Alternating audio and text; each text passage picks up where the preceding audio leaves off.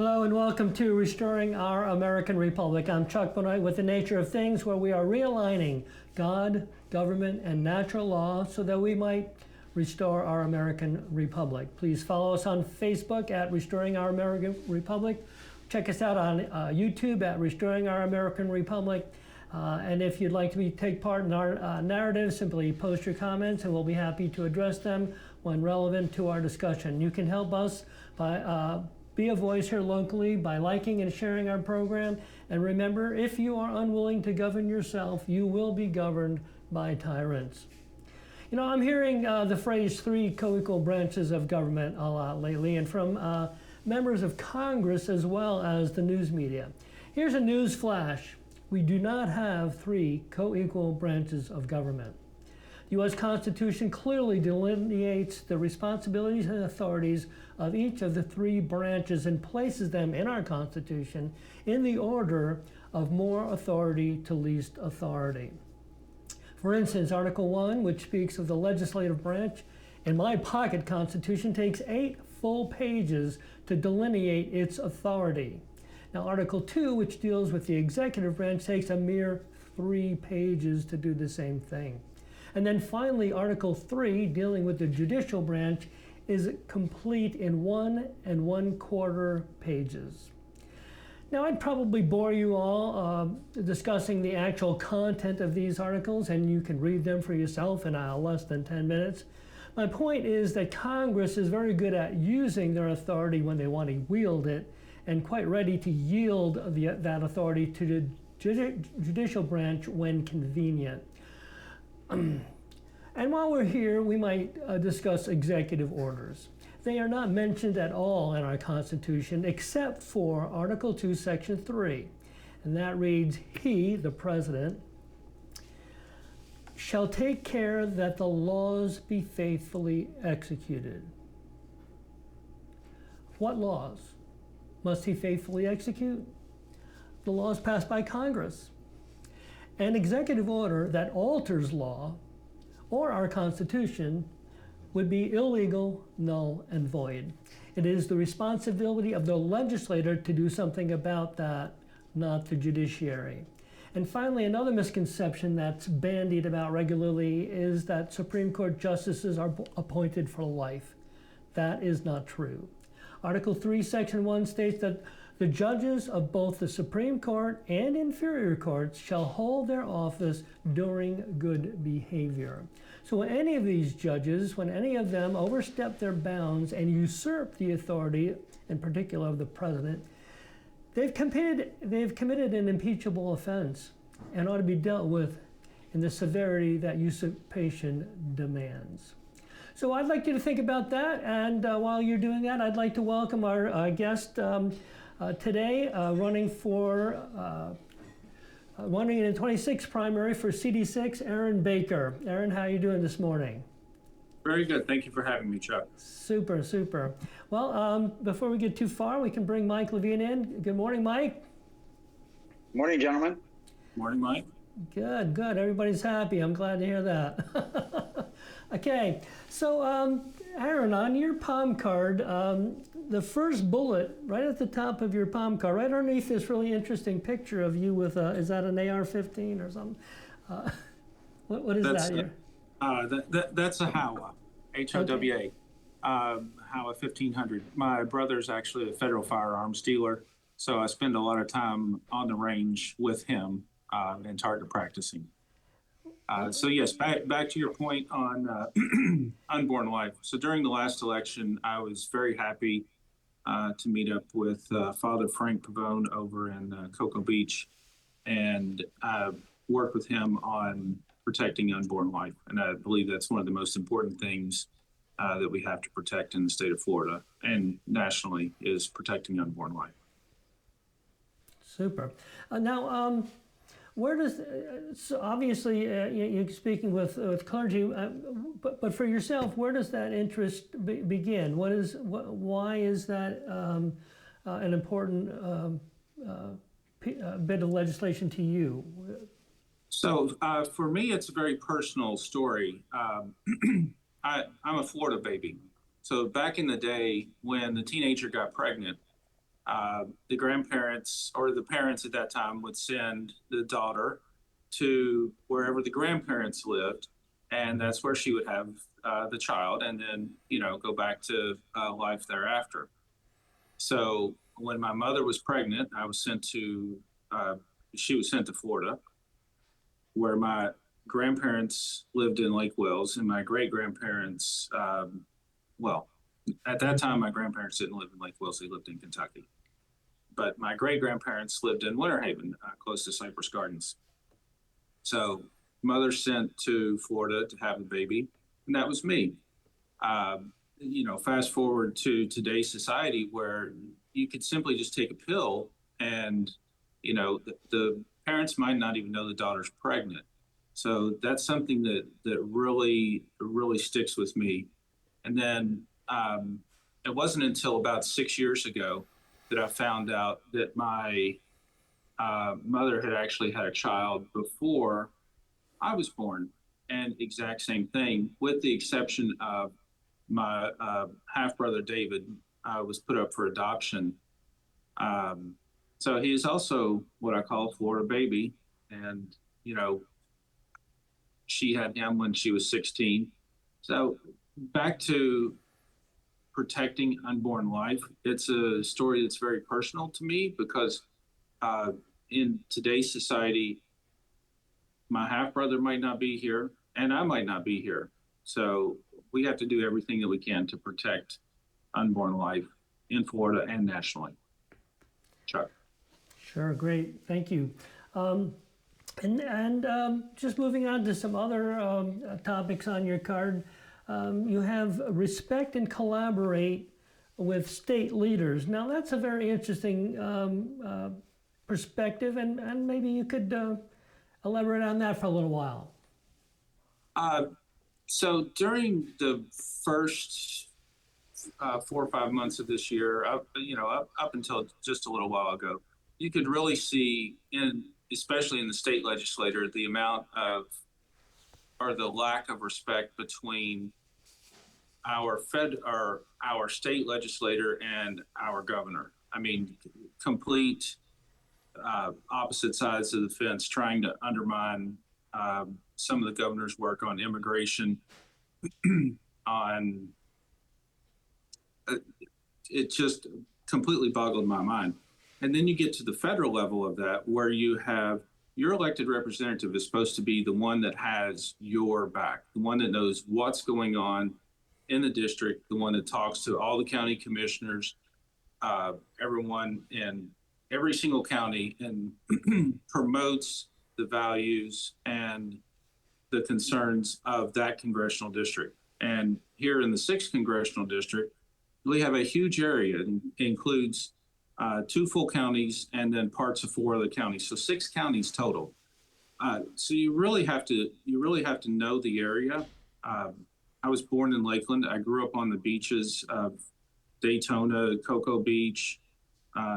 Used to, growing up, would watch the space shuttles take off from Cocoa Beach. So, and even up to Flagler Beach in St. Augustine. It's such a treasured area that it just boggles my mind that you have these elected representatives come in and they really just have no concern for any local issues at all. I mean, if you go to any of the county council meetings, you hear the same thing over and over and over: flooding, infrastructure, and then you throw in a couple of other things that are extreme local issues, but I never hear anyone on the federal level saying, oh, well, we really need to take care of the water supply and make sure that, we're storing water properly. We need to make sure that we have the infrastructure for the development that's coming. On a federal level, it's very hard to take that, to curb the development, but you can certainly, on a federal level, make sure that the infrastructure is there to support it. And driving across Lake County, there's so many of these 2-lane roads that were designed, 50, 60, 80 years ago that really, really need to be 4-lane roads. I mean, when I was growing up, if drove up to this far in Lake County, might be to go to Lake Eustis or Lake Dora, but it was all orange groves, and you see the change. And this 2-lane roads are still 2-lane roads. Somebody really needs to have the back of the communities that they're representing. Yeah, I get it.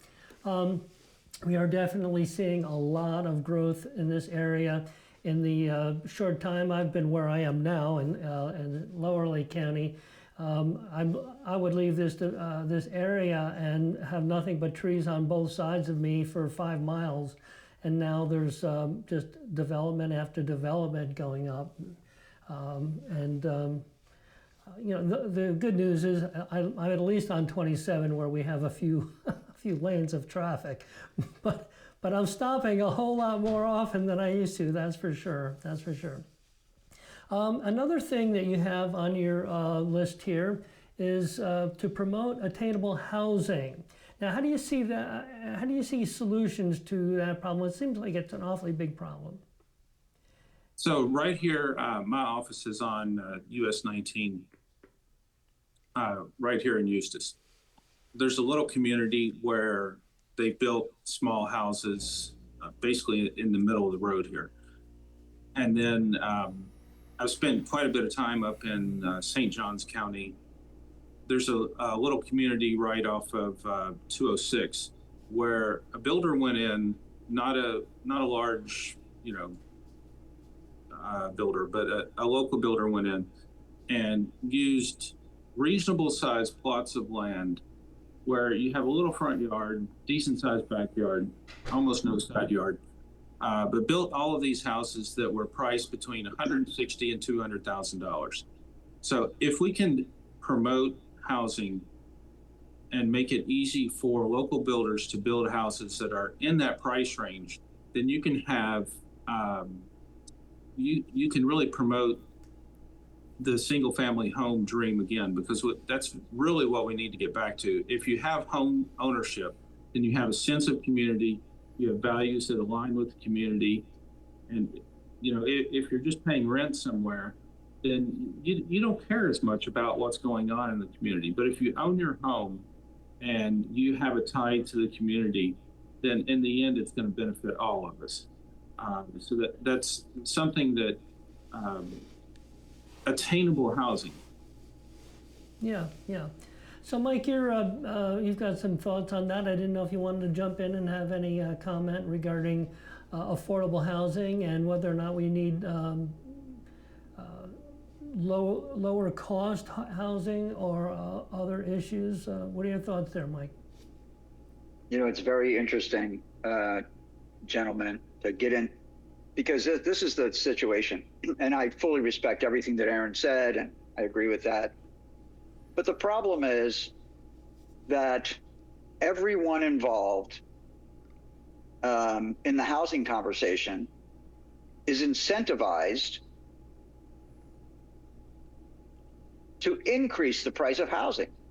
So, when Aaron says, there's a builder building houses between 160 and 180,000, well, look, he's a business person. When the demand for housing is greater than the supply, and he can get $250,000 or $300,000 for the house that he was building for 160,000 last year, he's going to do it. So, for example, right now, the federal government is talking about replacing the Fed Chairman Powell, and the President of the United States wants lower interest rates. Well, lowering interest rates impacts a lot of different sectors in the economy. But lowering interest rates is going to drive the price of housing, the bottom line. People buy housing based on down payment and monthly payment. So if you have low interest rates, then the affordability, people will be able to afford more expensive houses. If the interest rate rises, well, then more of the monthly payment is going to go to interest than house, than the fiscal asset. So lowering interest rates is going to drive the price of housing, and that's going to separate, two kinds of people. People can afford housing and people can't, right? But the point is, this is what I've been in the housing business for 30 years. And it's so interesting that the political conversation never acknowledges the point that every single party that has anything to say about affordable housing is incentivized for the price of housing to go up. So, for example, very clearly, the state of Florida makes more money when houses sell for $500,000 than they make when houses sell for $250,000. So the government is incentivized to drive the price of housing. Okay, so now you get the next two. You can talk about developers for sure. Okay, but look at the Realtor Association and the Mortgage Brokers Association, right? Realtors make more money. I'm a realtor. Realtors make more money.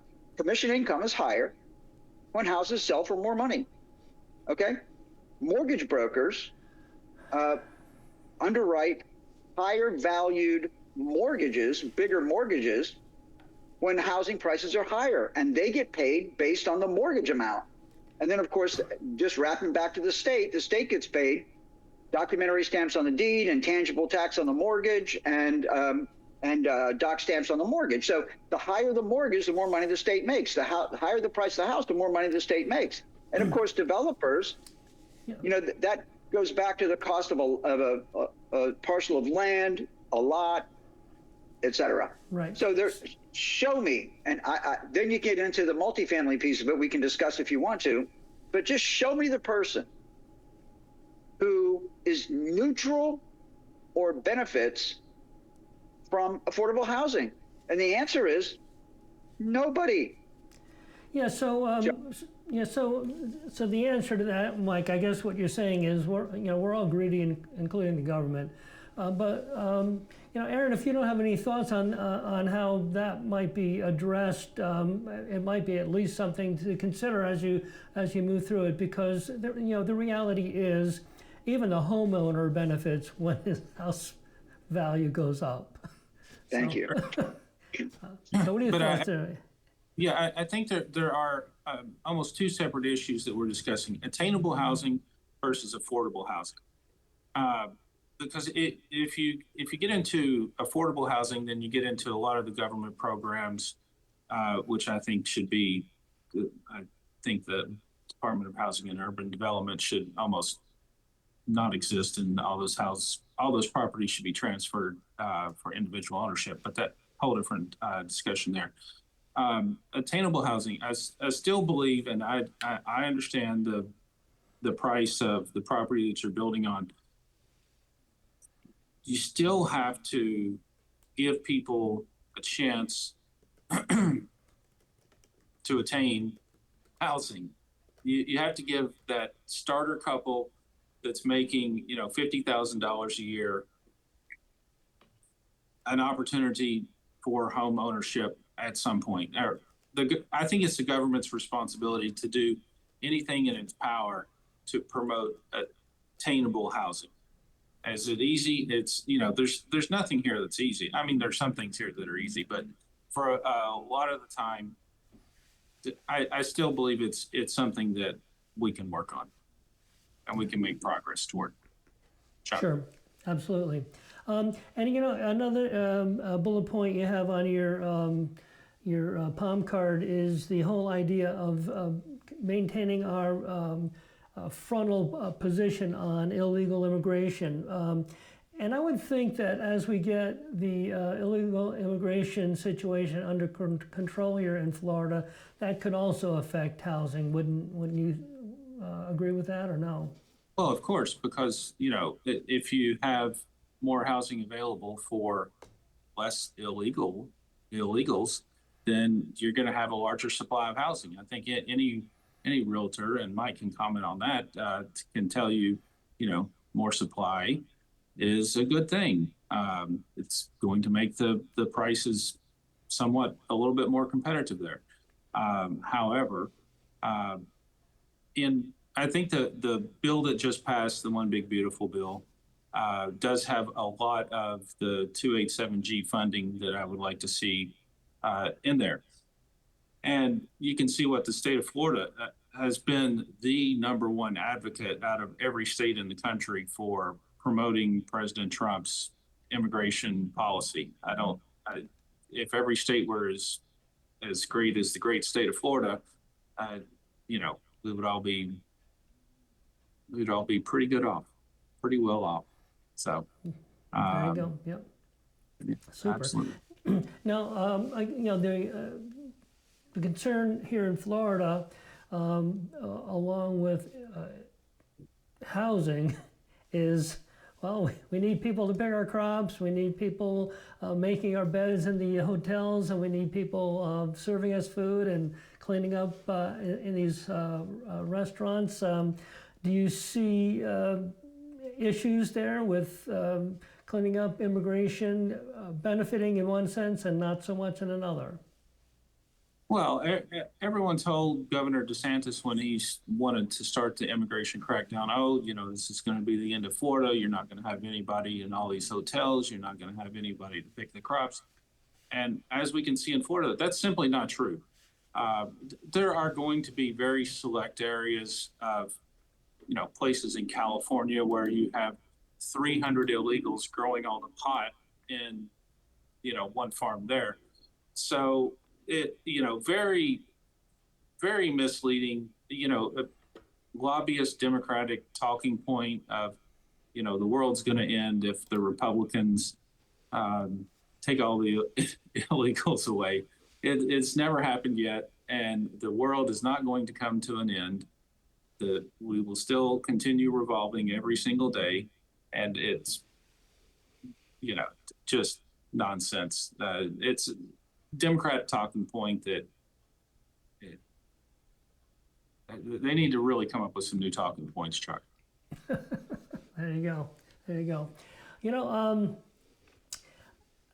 Unless Mike has something to share about that, I'm going to move into something I think maybe a little sticky.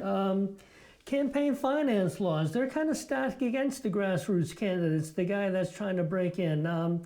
Do you have any plans on how to defeat the PCs that are going to come against you with a lot of money? Well, I can tell you from the special election, I raised something like $38,000 in the primary, and my opponent raised like 1.2 million. Sent out a bazillion mailers. I had some people that were getting 16 mailers in their mailbox even after the primary was over. So to your point, there is, that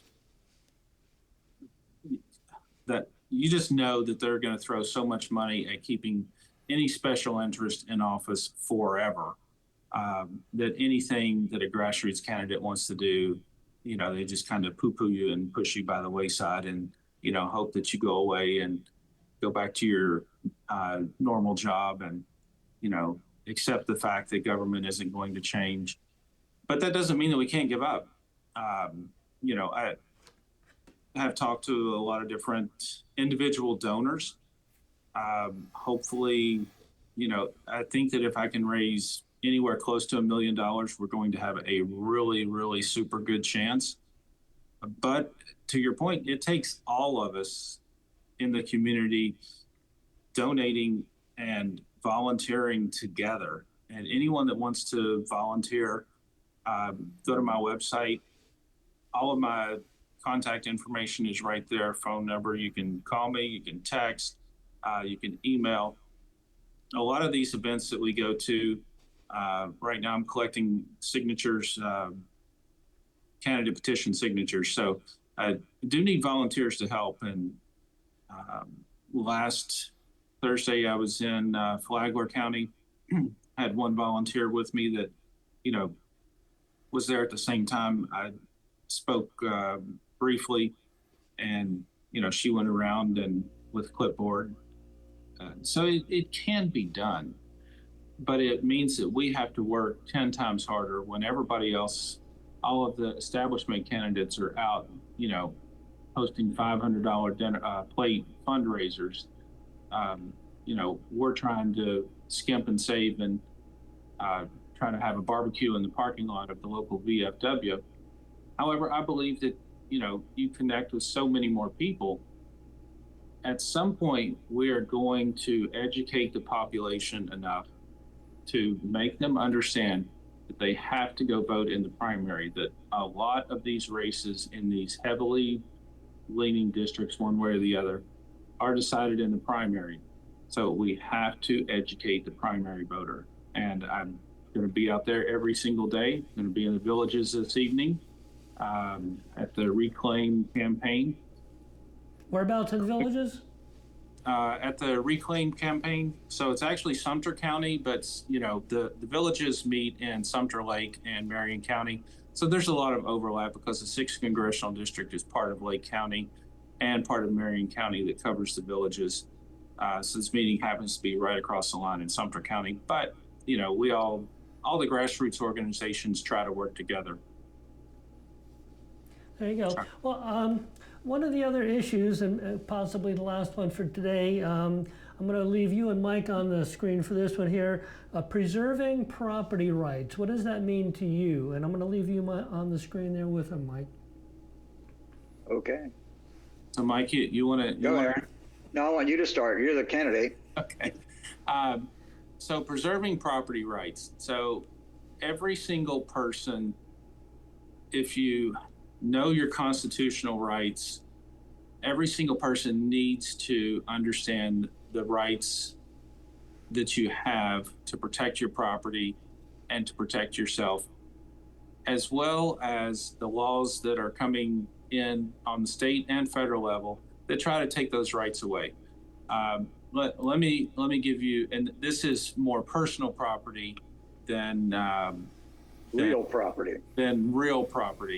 But I'll give you a good example. So introduced in this Congress was House Bill 38. So House Bill 38 deals specifically with gun rights and the right to carry across state lines, because so many of these states have overstepped their boundaries, and they know, and we know that, like if I'm traveling from Florida to Pennsylvania, you would have to go 600 miles out of your way, drive 600 miles out of your way if you have a gun with you.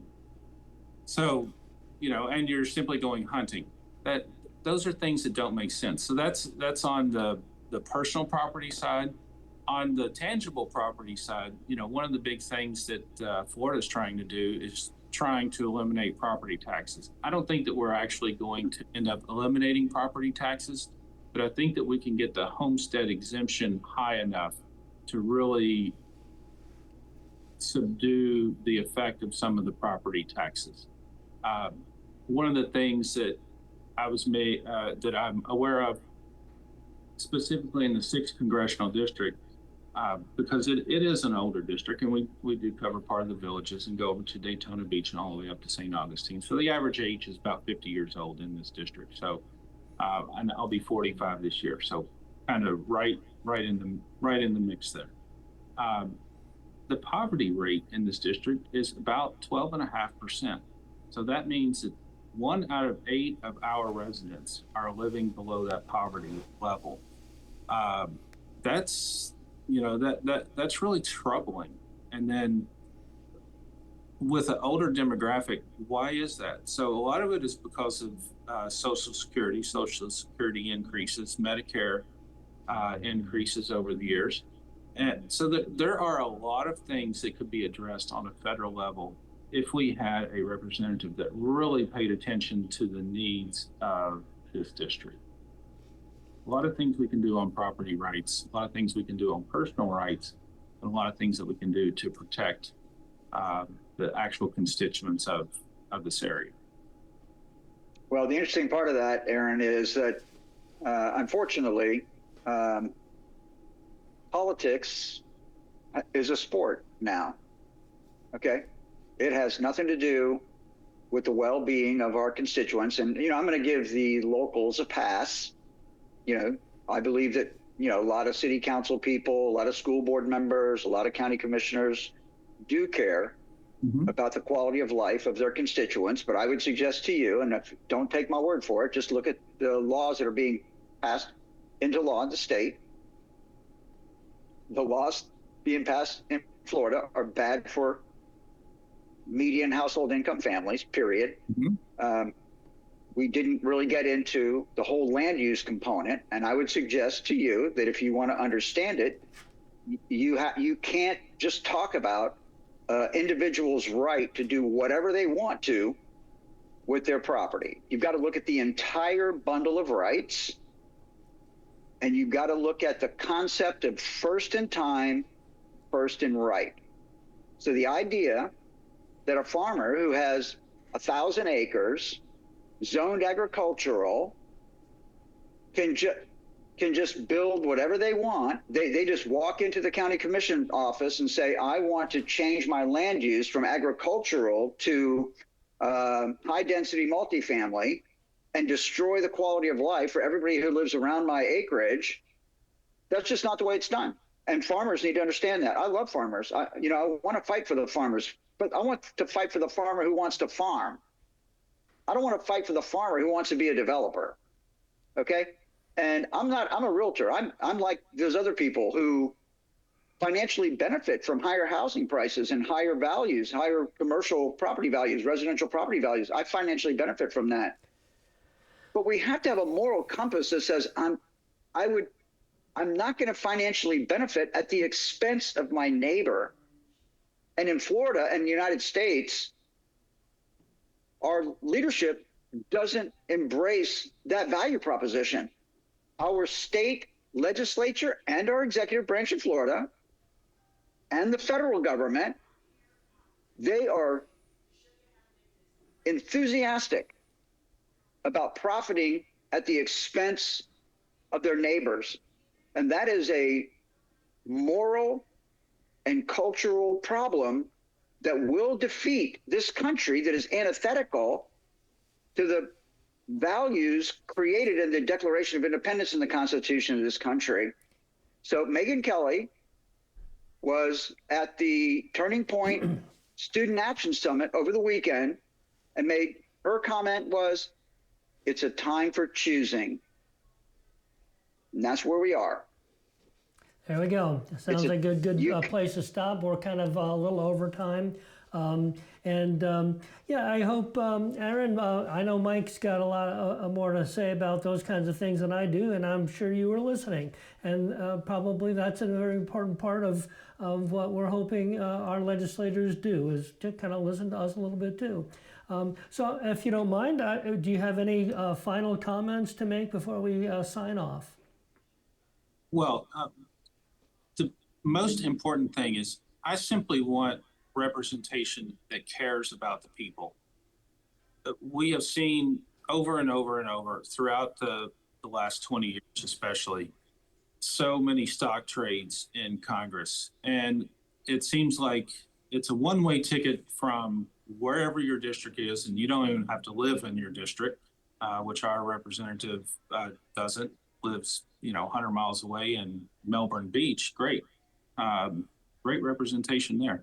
But you have to have people that care. For me, when I stop and get gas, and I'm a general contractor, so I have a business card to fill up my tank, but I always look and see how much, what are the numbers on the gas pumps around me. And when I stop at my little Circle K right on the corner of 437 and 44, I'll see people, before me, if it's in the morning, got $8 worth of gas, got $10 worth of gas.